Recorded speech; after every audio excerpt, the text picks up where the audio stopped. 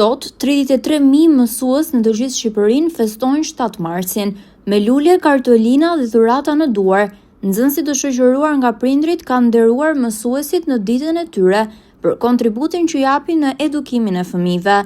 Dita e 7 marsit është kthyer në një festë për mësuesit dhe arsimtarët dhe festohet në të gjitha shkollat e vendit me aktivitete të shumta në shenjë falënderimi për mësuesit për punën që kryejnë në edukimin e brezit të ri.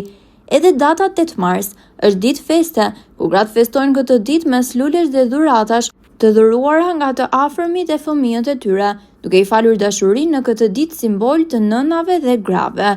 Në sheshin qendror të Bashkisë Lushnjë është organizuar një koncert festiv me rastin e 7 marsit nga Qendra Kulturore e Fëmijëve dhe nën kujdesin e veçantë të kryebashkiakes Eriselda Sefa.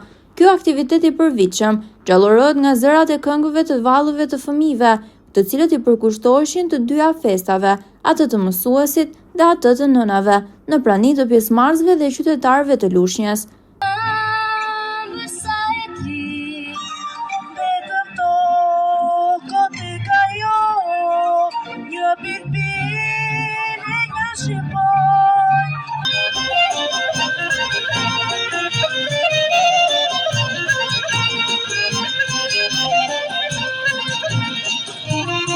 Aktivitete përshëndeti kryetaria e bashkisë, zonja Eriselda Sefa, duke përshëndetur dhe uruar në këto dy festa të pandara nga njëra tjetra, 7-8 marsin, me një mesazh për të pranishmit për mësuesit si dhe për nënat. Ne rastësisht zgjodhëm që të bëjmë këtë koncert për t'i thënë faleminderit të gjithë mësuesve, të cilët me punën dhe përkushtimin e tyre bëjnë që fëmijëve tanë t'i japin rrugën e duhur të dijes, por patjetër dhe çdo nëne të cilat me përkushtimin dhe dashurinë që ofrojnë çdo ditë fëmijëve na bëjnë me një shoqëri akoma dhe më të mirë.